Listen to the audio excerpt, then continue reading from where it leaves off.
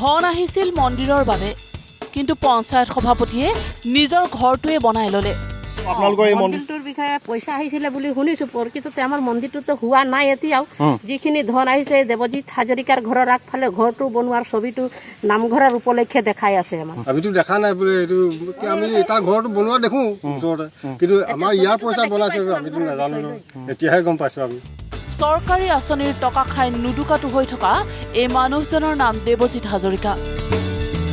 এইজন মহাশয় সোণাৰী সমষ্টিৰ ৰজাপুখুৰী পঞ্চায়তৰ সভাপতি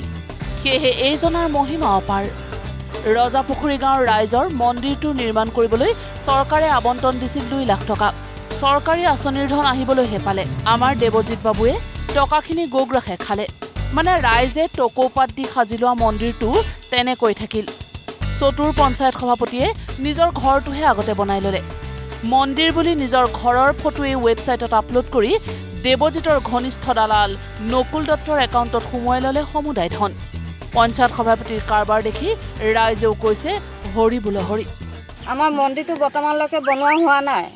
পইচা আহিছিলে বুলি আমি গম পাওঁ কিন্তু কেনেকে ক'ত কি খৰচ কৰিছে আমি সেই বিষয়ে একো নাজানো মন্দিৰটোতো হোৱা নাই এতিয়া আপোনালোকে নিজে আহি চাইছে নহয় মন্দিৰ হোৱাই নাই সেইটোতো তেওঁ সেইটো কৰিব নালাগিছিলে কাৰণ মন্দিৰৰ পইচা মন্দিৰতে খৰচ কৰিব লাগিছিলে আমাৰ মন্দিৰটো বনাই দিব লাগিছিলে কাৰণ আমিতো ইমান ধনী মানুহ নহয় যে নিজ পইচা খৰচ কৰি ইয়াত আৰু চৰকাৰী আঁচনি আহিছে কাৰণেহে আমি লৈছিলো সেইখিনি আপোনালোকৰ এই মন্দিৰটোৰ বিষয়ে পইচা আহিছিলে বুলি শুনিছো প্ৰকৃততে আমাৰ মন্দিৰটোতো হোৱা নাই এতিয়াও যিখিনি ধন আহিছে দেৱজিৎ হাজৰিকাৰ ঘৰৰ আগফালে ঘৰটো বনোৱাৰ ছবিটো নামঘৰৰ উপলক্ষে দেখাই আছে আমাৰ কিন্তু এতিয়া পূজা পাঠ কৰিবলৈ হলে আমি সেইটো মন্দিৰত কৰিলেই ভাল হ'ব দেৱজিৎ হাজৰিকাৰ ঘৰৰ আগত নেকি এতিয়া সেইটোকে ভাবিছো যে এইবাৰ পূজা আমি তাতে পাতিম যিটো মন্দিৰৰ ওচৰত ঘৰটো দেখুৱাইছে সেইটো সোণাৰীৰ ৰজাপুখুৰীত দেৱজিৎ আৰু নকুলৰ সাংঘাতিক যুটি ইয়াৰ পূৰ্বেও চৰকাৰী আঁচনিৰ ধন উদৰস্থ কৰাৰ উদাহৰণ বোলে হাজাৰটামান আছে সেয়েহে ৰাইজৰ এতিয়া দাবী চৰকাৰী আঁচনি ৰূপায়ণ নকৰাকৈ লাখ লাখ টকা আত্মসাৎ কৰাত সিদ্ধহস্ত দেৱজিৎ আৰু নকুলৰ হক উচিত শাস্তি নহলে পৰিণাম কি হ'ব সেয়া বোলে সময়েহে ক'ব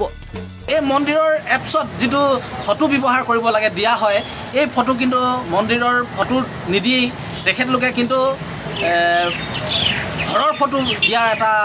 ব্যৱস্থা কৰিছে ইয়াত আমি অতি আশ্চৰ্যজনক আমি পাইছোঁ দুৰ্ভাগ্যজনক গতিকে আমি শীঘ্ৰে ব্যৱস্থা গ্ৰহণৰ দাবী জনাইছোঁ গতিকে এই মুহূৰ্তত ৰজাপুখুৰী গাঁও পঞ্চায়ত যি দুৰ্নীতি হৈ আছে দেৱজিৎ হাজৰিকাৰ যি নামত যি ধন আত্মসাৎ কৰা এটা অভিযোগ উত্থাপন হৈছে আৰু ইয়াৰ লগত যিসকল জড়িত আছে জড়িত বিষয়া কৰ্মচাৰীসকলক ইতিমধ্যে ব্যৱস্থা গ্ৰহণৰ আমি দাবী জনাইছোঁ এতিয়া দেৱজিৎ হাজৰিকা সেইটো মানে কৰিব নালাগিছিলে কিন্তু এতিয়া আমাৰ ইমান মানে গাঁৱৰ ৰাইজে এই বৰষুণৰ তিতি টকৌপাতৰ ঘৰ সাজি মেলি নামঘৰটো বনাই মেলি সেনেকৈ আজিলৈকে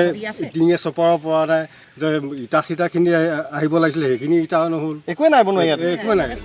সোণাৰীৰ ৰজাপুখুৰী পঞ্চায়ত মাথো এটা উদাহৰণহে ৰাজ্যৰ প্ৰতিটো প্ৰান্তৰ পঞ্চায়তত এতিয়া বিদ্যমান দেৱজিৎ হাজৰিকা কিংবা নকুল দত্তৰ দৰে হাজাৰটা দালাল সোণাৰীৰ পৰা ৰফিক আহমেদ নিউজ লাইভ